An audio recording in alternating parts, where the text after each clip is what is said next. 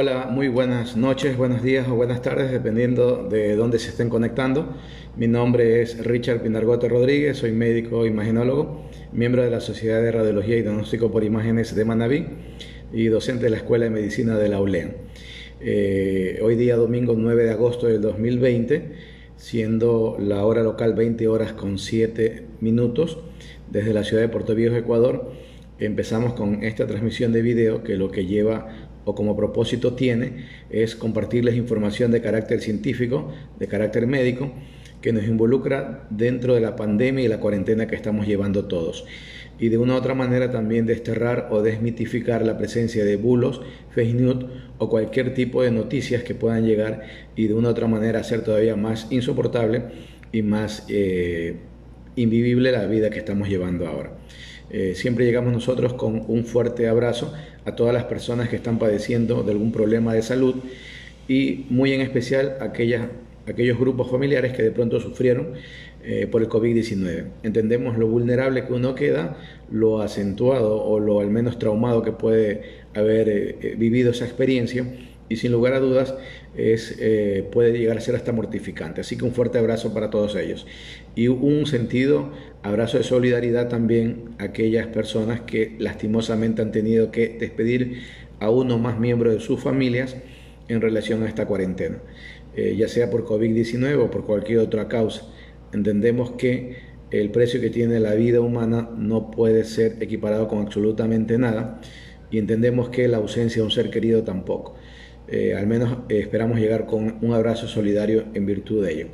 Bueno, nosotros iniciamos siempre haciendo una pequeña estadificación de cómo se encuentra el país Ecuador al momento según las cifras oficiales, que no necesariamente reflejan la realidad del país en cuanto a cifras, pero es lo que tenemos a la par. Dicho de otra manera, el día 9 de agosto, con el corte que hace el Ministerio de Salud Pública con el COE, nos dice que ya en el país tenemos más de 94.459 pacientes positivos con pruebas, de los cuales ya tenemos lastimosamente reconocidos por el gobierno 5.922 directamente por COVID-19 y hay 3.536 con una alta probabilidad de que también se trate de COVID.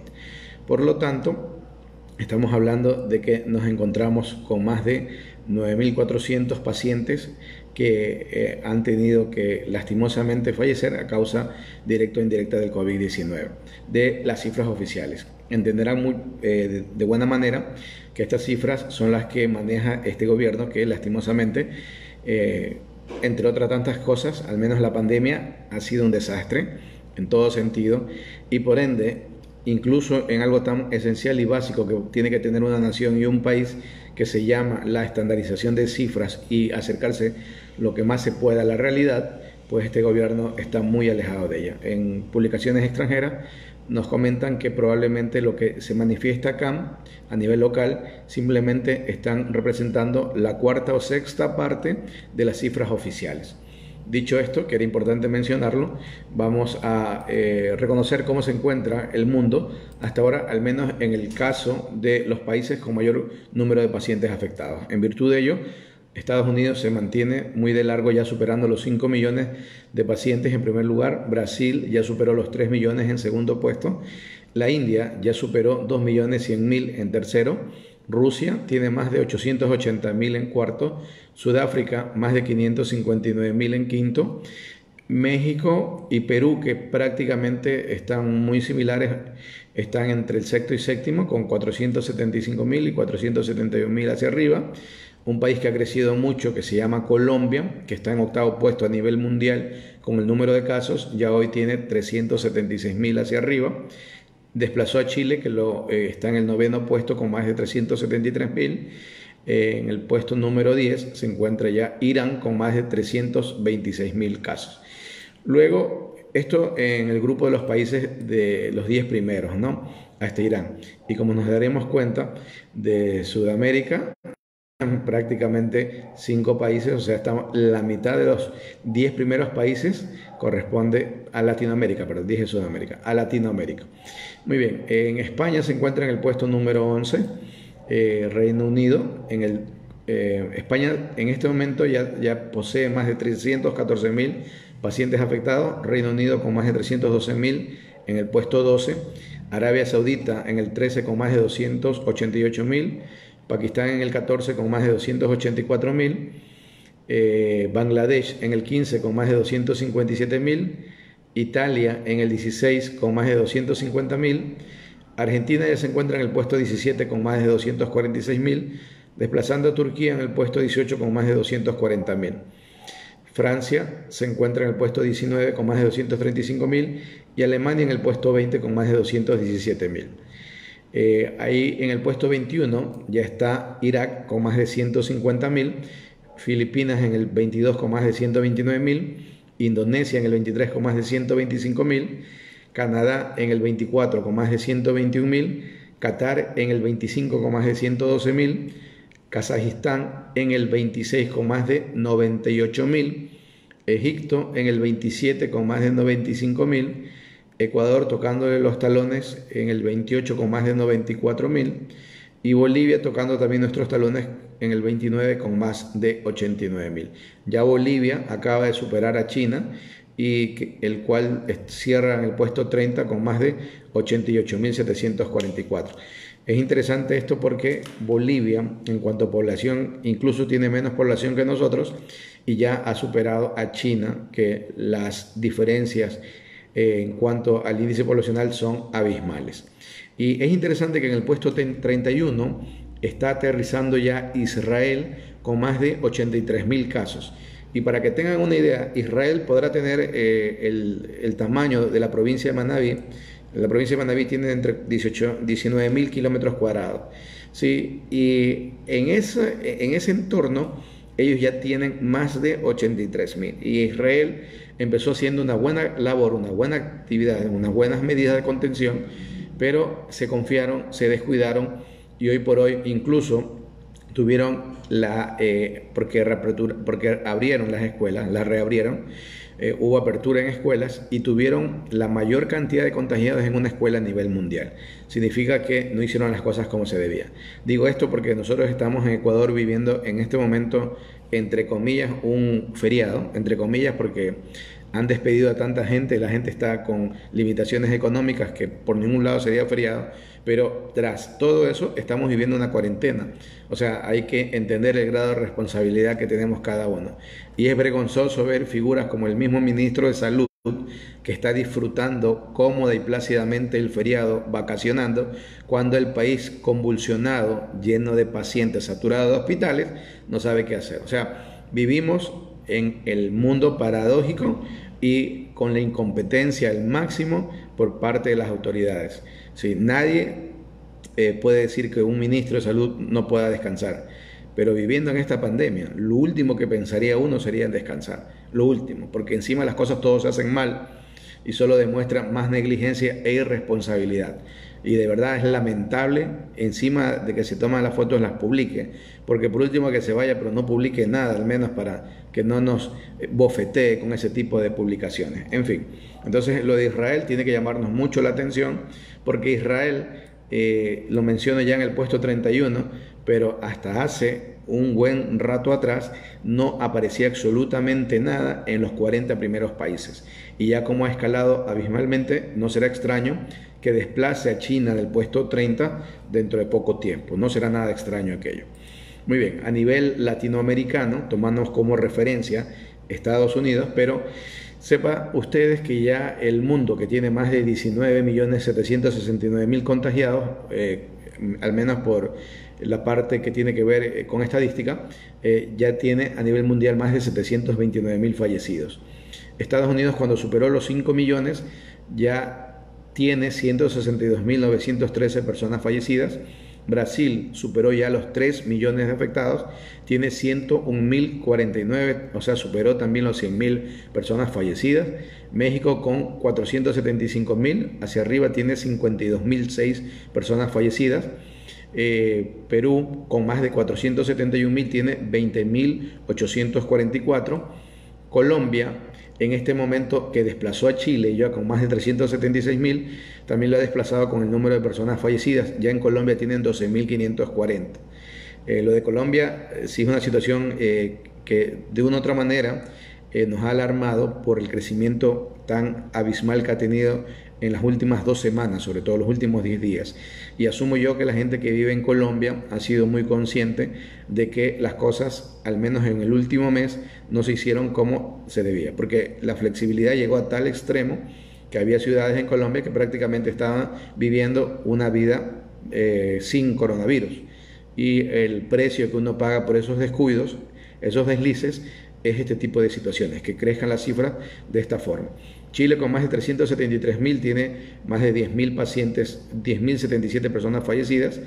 Argentina, con 246.000, que es una cifra muy importante, tiene 4.606 personas fallecidas. Es interesante lo de Argentina, y hoy día vamos a tomar en cuenta algunas cosas de Argentina para que entiendan por qué de pronto en Argentina las cosas se manejan de una u otra manera bastante diferente a como se maneja en muchos de los otros países. Ecuador, estamos con 94.459 y según autoridades, lo oficial, estamos rondando los 9.500 personas fallecidas. Directamente 5.922 y los que tienen una alta probabilidad de ser COVID-19, que es 3.536 personas fallecidas. O sea, estamos alrededor ya de 10.000 pacientes fallecidos, de 10.000 pacientes fallecidos reconocidos. Si nosotros hiciéramos caso a lo que dice la prensa extranjera, que probablemente existen más de multiplicado por 4 por 6, ya podríamos entender la envergadura de eso. Si fueran 40.000 personas, estaríamos por detrás de México, siendo el tercer país en Latinoamérica con mayor número de casos de mortalidad. Y si fueran más, fuéramos el segundo país de mayores casos de mortalidad después de Brasil. Para una nación donde Brasil probablemente están cercanos a los 200 millones de habitantes, 180, pero Ecuador somos 17 millones de habitantes, o sea, es un país 10 veces más disminuido en población y tendría una cifra muy significativa. Este análisis es muy importante entenderlo para que vean la devastación y el mal manejo que ha tenido el COVID-19 en este país.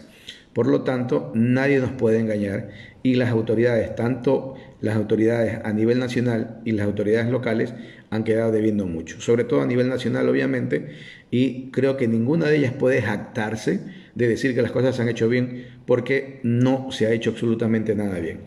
En Bolivia también, que hay otro país que está purgando por entrar en top como sea, pero de la mala manera, es Bolivia, que igual que Colombia ha tenido un crecimiento pero muy acentuado en los últimos días, sobre todo las últimas 3 semanas. Bolivia ya tiene 89.055 afectados y tiene 3.587. Pero miren, si Bolivia nos llegara a empatar en personas contagiadas, aún así el número de personas fallecidas en Bolivia, que lo están haciendo mal por si acaso, sería mucho menor que el que tenemos en Ecuador, para que vayan observando el grado, ¿sí?, de manejo de cada país.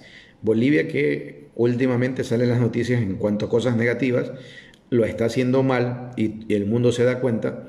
Aún haciéndolo mal, los números de ellos oficiales representan ligera mejoría en relación a Ecuador. Es una cifra como para que tengan presente ustedes. República Dominicana, con más de 79.000, tiene 1.309. Panamá, con más de 73.000, tiene 1.609. Venezuela, con más de 25.805, tiene 223 personas fallecidas. Podrá decirse lo que sea con Venezuela, pero al menos para el COVID, para esta pandemia, ha actuado muy bien. Costa Rica, con 23.286, tiene una cifra mayor de fallecidos, tiene 235. De Costa Rica habíamos aplaudido mucho cómo había llevado adelante esto. Nos parece que ahora sí las cosas comienzan a mostrarse un tono bastante gris dentro de la situación de Costa Rica. Esperemos que puedan enderezar el rumbo. Paraguay, 6.705, tiene 72 personas fallecidas. Nicaragua, con 3.902, tiene 123 personas fallecidas.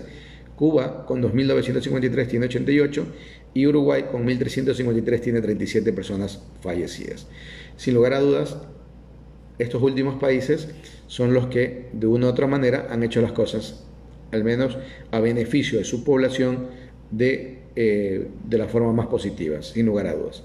Muy bien, el día viernes estuvimos hablando de la vacuna, sobre todo de la vacuna rusa, y estuvimos exponiendo, entre otras cosas, que al menos ahora, en este momento, ya se está viendo una luz al final del túnel, porque emprendimientos de vacuna que están logrando éxito aparente, sí, ya tenemos 4, incluida esta rusa.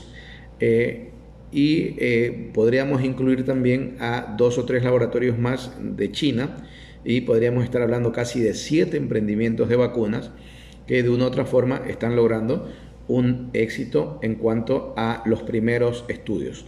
Recuerden que cuando hablamos de vacunas, yo tengo que tener ya una población significativamente importante para poder saber si estos beneficios van a ser evidentes a través de esa población, ¿sí? En el caso de la vacuna rusa, que ya lo hablamos muy bien el día viernes, sin embargo, es importante mencionar que hay todavía cierto temor, cierto tipo de ansiedad, hasta cierto tipo de incredulidad de algunas naciones, porque hay 3 puntos que consideran que deben de aclararse o deberían de aclararse. Uno, que los científicos rusos no precisaron qué cantidad de anticuerpos fue detectada en los voluntarios, ni tampoco detallaron qué concentración es la que garantiza esa inmunidad que destacaron tras los primeros ensayos clínicos. Sí, lo que pasa es que Rusia hizo todo de una forma bastante silente, sin comunicar, sin mencionar, sin publicar mayormente, y eso puede tener 2 puntos, ¿no? El positivo es que avanzaron mucho, ya sacaron la vacuna y aparentemente están ganando al menos en llegar a la meta de quien tiene la vacuna inicialmente. Eso por un lado, pero por el otro lado, lo negativo es que la comunidad científica, al no tener mucha información, siempre va a comenzar a ofrecer o presentar cierto tipo de inquietudes. Otra cosa que la comunidad misma lo ejerce es determinar la eficacia de una vacuna puede conllevar años. Al día de hoy la comunidad científica no sabe con exactitud qué concentración de anticuerpos es necesaria para hablar de la inmunidad al COVID-19 o al menos de una lucha eficaz del organismo contra el virus. Y además los científicos han determinado recientemente que la concentración de los anticuerpos del COVID-19 disminuye muy rápido y por tanto la eficacia de la vacuna, aunque en el caso del brote del SARS de los años 2000 y se parece, podría tener similares características. Permítame un minutito que estoy... Afuera, señor. Afuera, señor.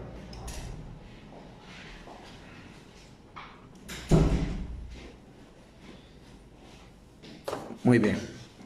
Ahora sí, estamos acá. Es que parece que ha llegado nuestra cena de ahora.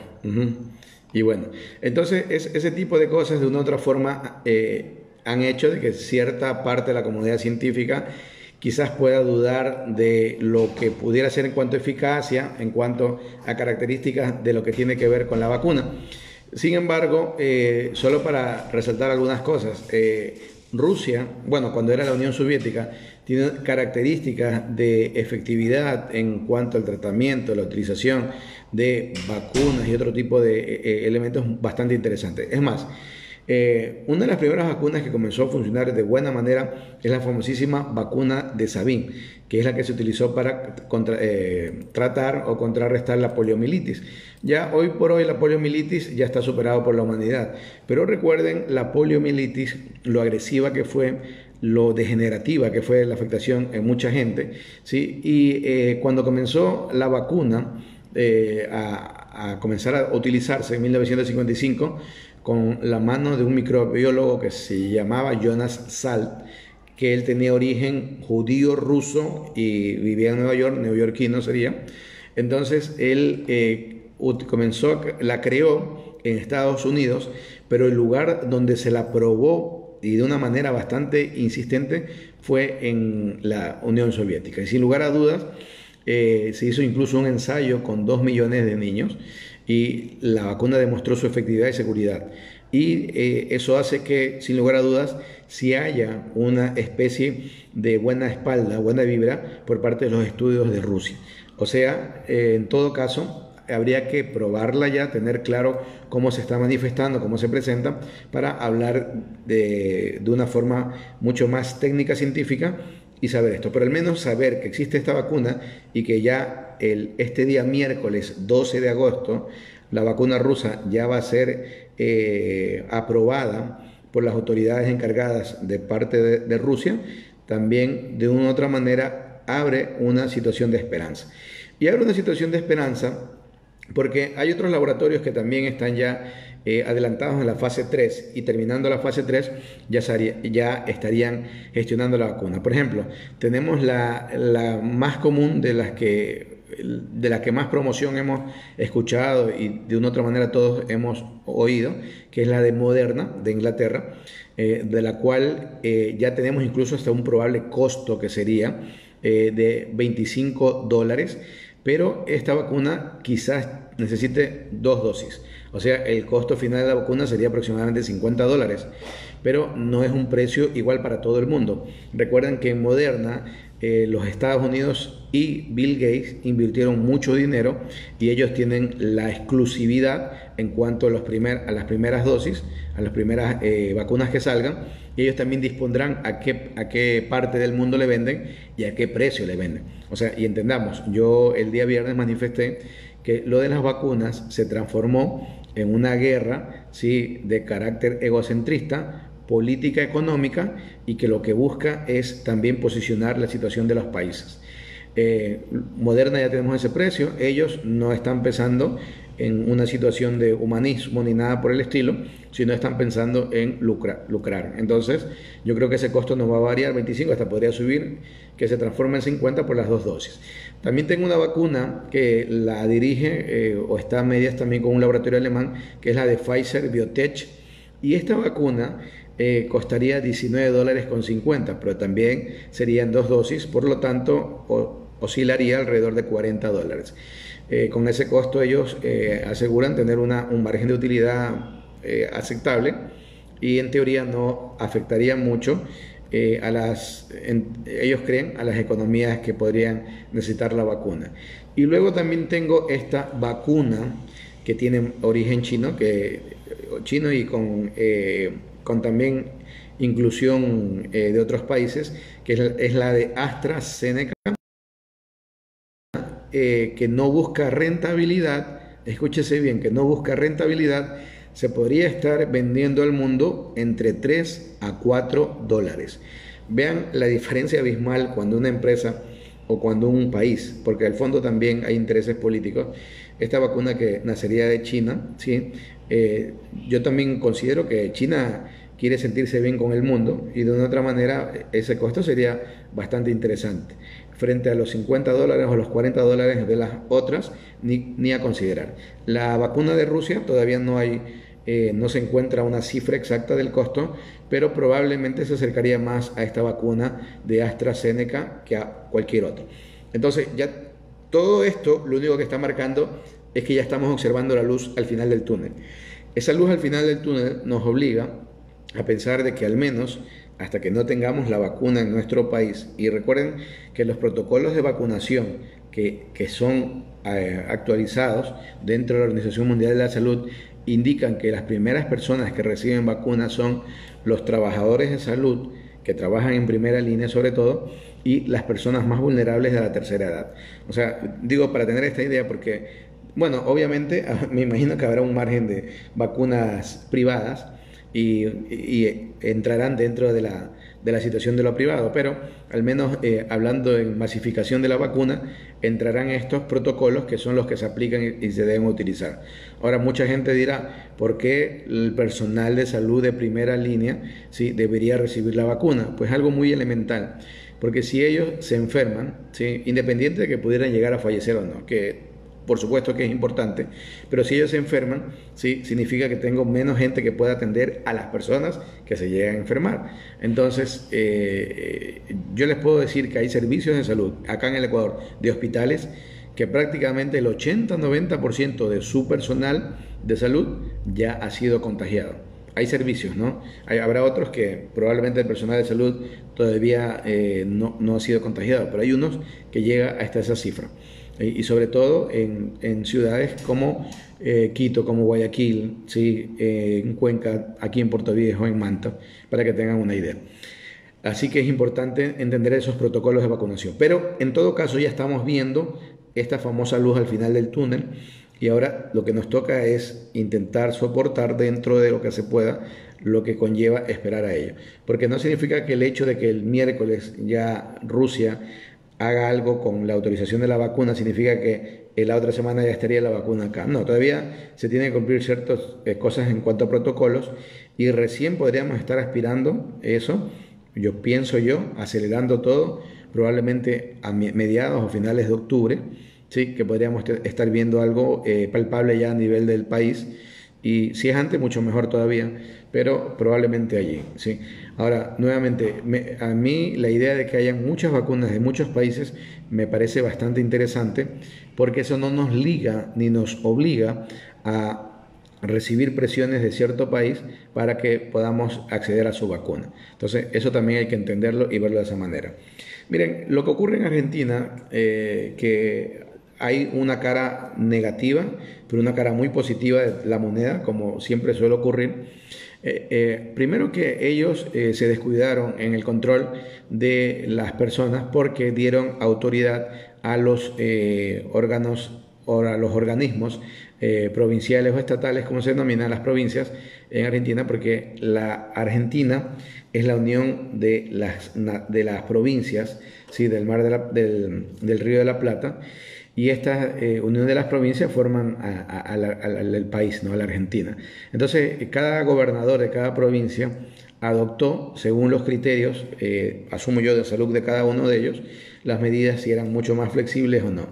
Eso hizo que hubieron provincias que subieron considerablemente el número de casos. Tanto es así que hoy por hoy Argentina ya se ha desplazado al puesto 17 a nivel mundial en el número de casos positivos, con 246.000.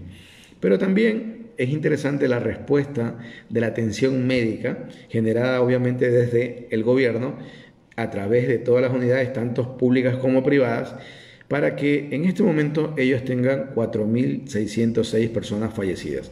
O sea, me gustaría entender, que se entienda esta cifra, porque yo lo voy a comparar con Ecuador. Miren, ellos tienen ya más de 246.000 contagiados. Ecuador tiene más de 94.000. 246.000, nosotros 94.000. Ellos tienen 4.606 personas fallecidas, nosotros directamente 5.922, y sumando todo son 9.500. O sea, nosotros tenemos el doble de personas fallecidas en un país. No voy a hablar de la población porque es muy elemental, que la población de allá cercana a los 50 millones versus la nuestra 17 millones es un punto. Pero estamos hablando incluso del número de contagiados. Ellos casi están al 250.000 de pacientes contagiados, y nosotros no llegamos ni a 100.000, y miren la cantidad de personal fallecido. O sea, nuestra letalidad está por encima o tocando el 10%. O sea, es una cifra oficial que es, no sé, es lamentable, es vergonzosa, por eso lo mire, una cifra. En cambio, en Argentina, ellos tienen una cifra al menos que varía entre el 1.8, 1.9%. O sea, el manejo de ellos es bastante interesante. ¿Por qué el manejo de ellos de una u otra manera es bastante interesante? Porque primero han conseguido de que las unidades de terapia intensiva no estén saturadas al 100%. Eso es una cosa. ¿Cómo lo consiguen? También mostrándose atención primaria, atención en los primeros sitios allí. Por ejemplo, en Buenos Aires, que es una ciudad en Capital Federal, que es una ciudad, obviamente la ciudad más importante de Argentina, hay lo que se denominan las villas, que son lugares donde hay gente vulnerable por el aspecto económico que viven, y en muchos sitios han confinado a las villas, pero el gobierno y los organismos locales han llevado alimentación y medicina para que la gente no se vea obligada a salir de ahí, y han hecho ajustes con las tarifas de una u otra manera. Entonces, si la población considera de que tiene medios para no salir necesariamente a contagiarse, porque una persona que tiene hambre va a preferir contagiarse que a morir de hambre, o sea, es una cuestión de supervivencia, y se entiende. Entonces, ese tipo de actos, así que se parecen mínimos, a la larga van sumando. Y obviamente la atención que se da en los centros hospitalarios es una atención que conlleva ya protocolos, y Argentina comenzó a adoptar protocolos terapéuticos basándose también en el error acierto que había tenido muchos países y estos protocolos comenzaron a funcionar.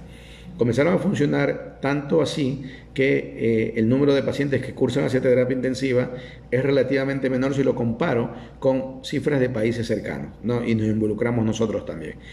Encima de ello, Argentina también tiene firmado algunos convenios y está en este momento ya con cuatro utilizaciones de vacunación a nivel local de 4 emprendimientos de vacunas a nivel mundial. ¿Qué significa?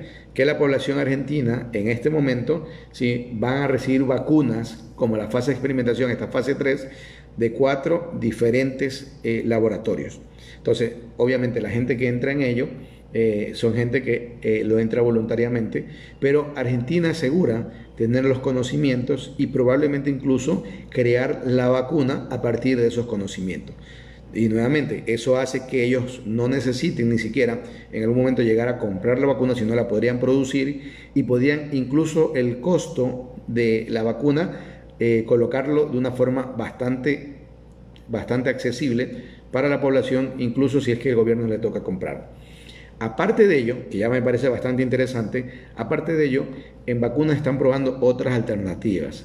Por ejemplo, lo del suero autoconvalecente, que todavía tiene sus pros y sus contras y que todavía hay estudios que dicen que no está dando la talla que uno esperaría, pero siguieron avanzando los estudios y ahora en Argentina están probando un estudio multicéntrico con el suero equino hiperinmune, que es un avance netamente argentino.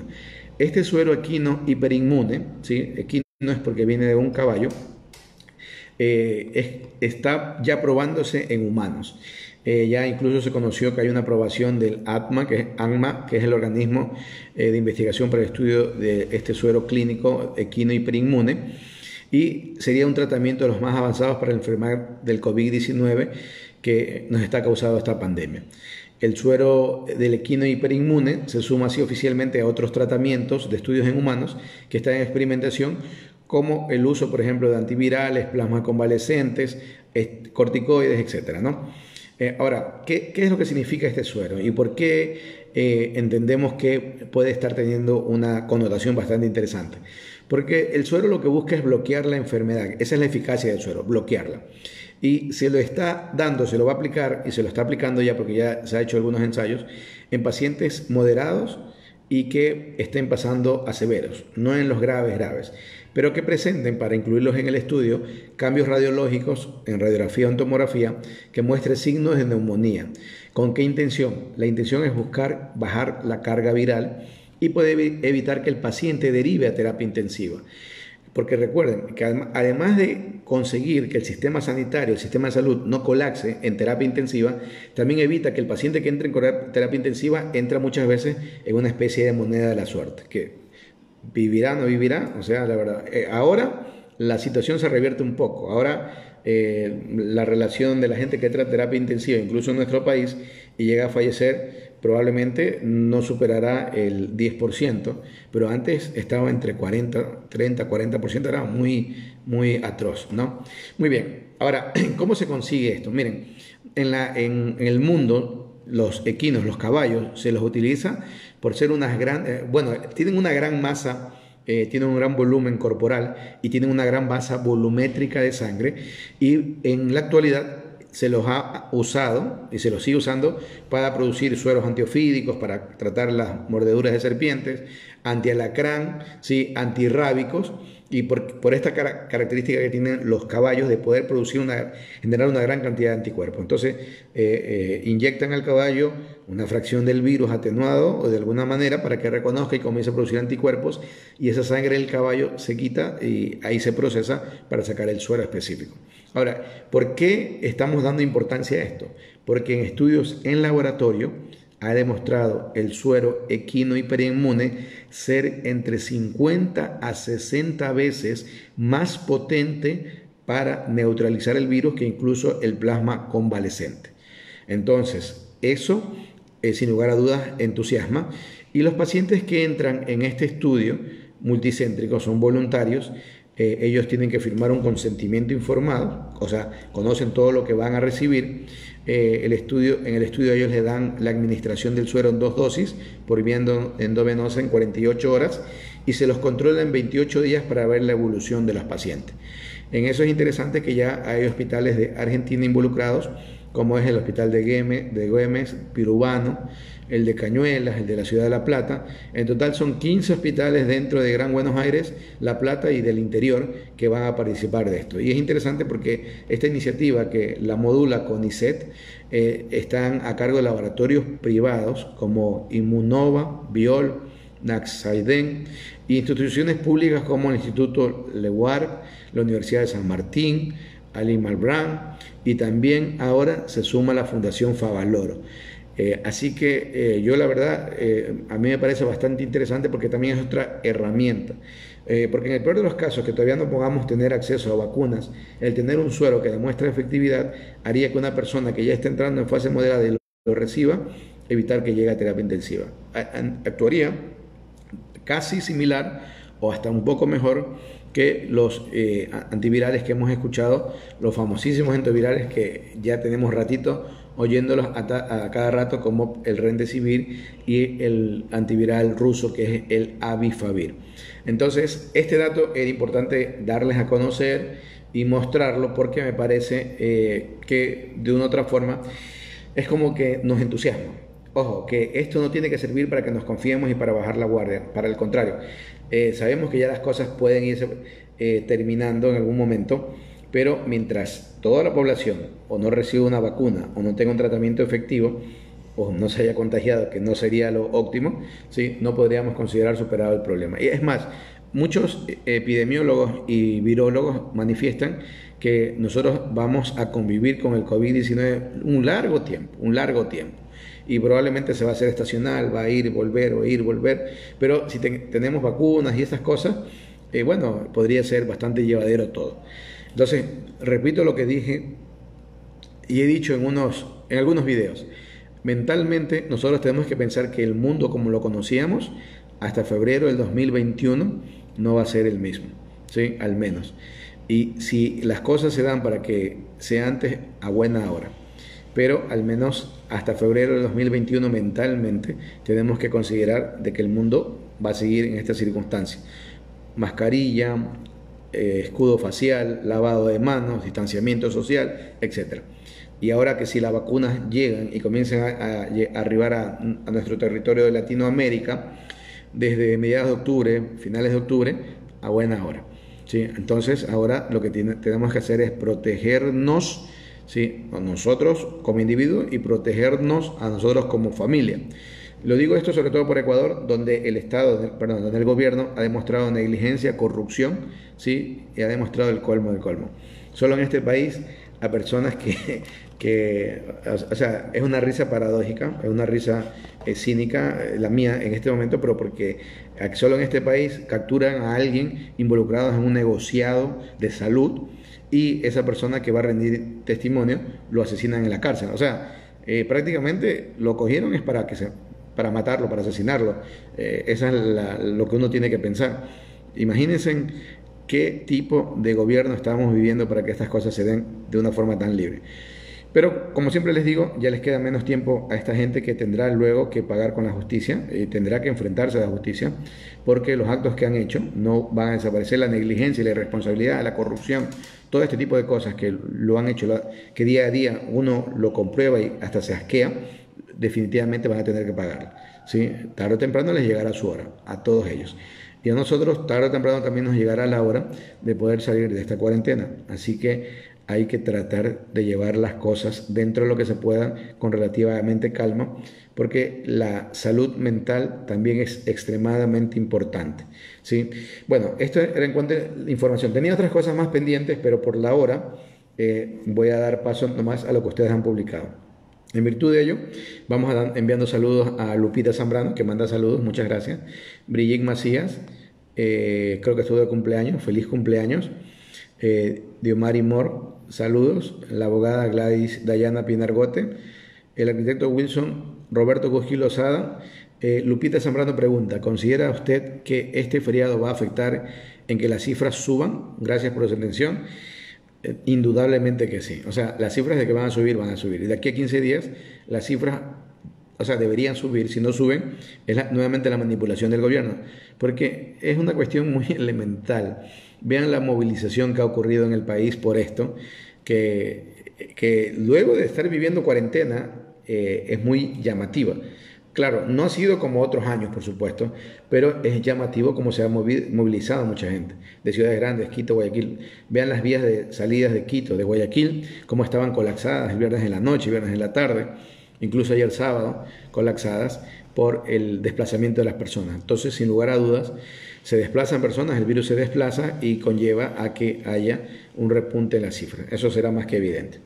Gregorio Macay nos está viendo, Marcela Cristina Escudero, ella desde saludo, manda desde Argentina, gracias por lo que hace por el otro, siempre es un gusto y todo ello, y también un saludo a la gran Argentina. Yo hice el posgrado allá, la verdad que tengo muy buenos amigos en Argentina, ¿sí? Y créanme que hay gente muy, pero muy capaz, ¿no? Y bueno, como en todas partes, hay gente que es hasta xenófoba, pero hay gente que tiene un corazón tan grande, ¿sí? Tiene un corazón tan grande como en todos lados. Y esa es la naturaleza humana, creo yo, ¿no? En todo grupo poblacional podremos ver que hay gente muy, pero muy interesante, muy positiva, y estarán de los otros también. Bueno, eso ocurre. La doctora Isa García también se ha conectado. Naila Vargas Beltrán también está por acá. Glenda Basurto, Gregorio Saltos, Mario Ayala, Marta Santana, Williams Castillo, Olger Vicente Guerrero, el colega también hace imágenes, Aspiconza S.A., Soraya Salazar, Diana Mera, manda saludos, Marcela Cristina Escudero ya le había mencionado, Alex López, desde el Carmen, Félix Cedeño Vélez nos dice, en Ecuador muere 1 de cada 10 personas que se contagian, pero nos vale un comino lo que sucede. Sí, la verdad que esa cifra es de terror, es terrorífica por el porcentaje, ¿no? Es lamentable. Ojo, y de acuerdo a las cifras oficiales, porque si tomáramos otras cifras, la cosa espanta, ¿sí? Glenn Brian Basurto, Oscar Sedano se ha unido, desde Argentina también Carlos Pinasco Cropi, nuestro colega, y nuestro amigo que se escribe como Gato Lord, manda saludos desde Calceta. Felicidades por mantenernos muy informados, saludos a Calceta, Junín, Chone, toda la zona norte, el Carmen, Fraga el Faro, Pedernales, Cojimíes, Jamas, toda la zona norte de Manabí, que de otra manera siempre se conecta. Desde Argentina el doctor Carlos nos dice: ¿qué hacemos con rebrotes? Acá es un desastre. Claro, los rebrotes siempre son las llamadas segundas, terceras olas, siempre son un desastre y conllevan muchas veces de que el número de personas afectadas, pero sobre todo de mortalidad, pudiera aumentar. Pero es importante que si tenemos herramientas, y por ello a mí me parece que el estudio argentino de este suero que están haciendo ellos, ¿sí? del suero equino hiperinmune, puede ser una gran y positiva cosa que pueda brindársela a los pacientes que pudieran venir en esta segunda ola.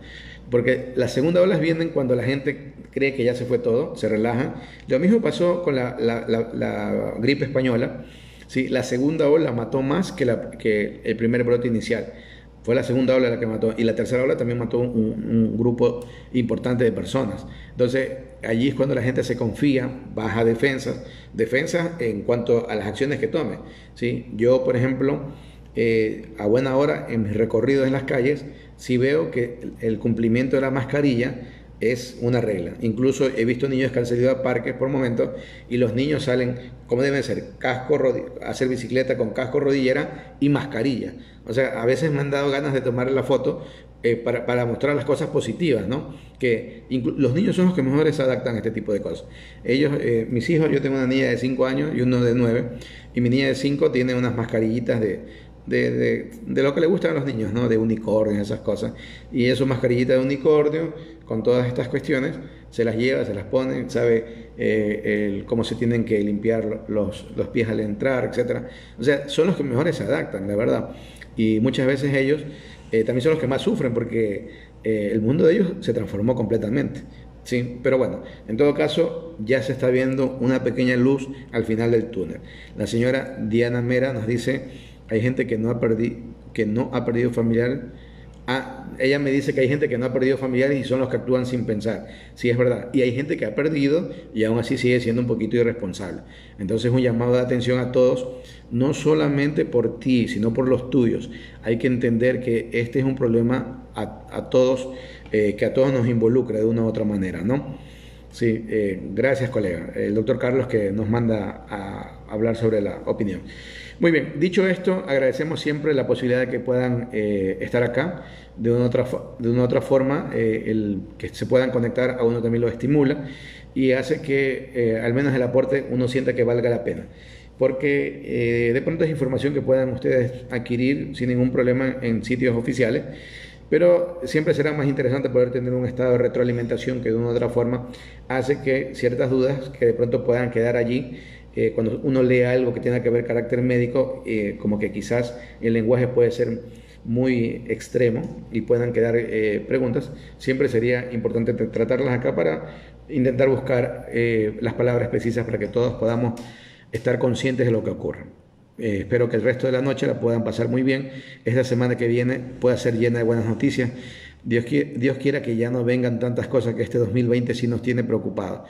Cada día que pasa una cosa nueva y negativa, una explosión nueva, un incendio nuevo, esto nuevo. Bueno, intentemos sacarnos una mala vibra planetaria y de una otra manera poder traer cosas buenas, ¿no? Sí, que descubramos más vacunas, que sean accesibles, que todo el mundo pueda tener acceso, que no haya una sola persona que no pueda llegar a vacunarse, porque aunque no tenga los recursos, pero que el Estado garantice que todas las personas tienen que tenerlo esto. Y este Estado, este gobierno, que lo que ha hecho es pagar deuda externa, ¿sí? Ya comience a dejar esas estupideces y comience a invertir eso en salud y educación, que eso nos está haciendo mucha falta. Un resto de la noche muy bueno, que pasen muy bien, bendiciones a los creyentes, muy buenas vibras para todos ustedes y que lo puedan pasar de lo mejor. Voy a poner una musiquita de fondo siempre para podernos ir retirando. Chao, chao.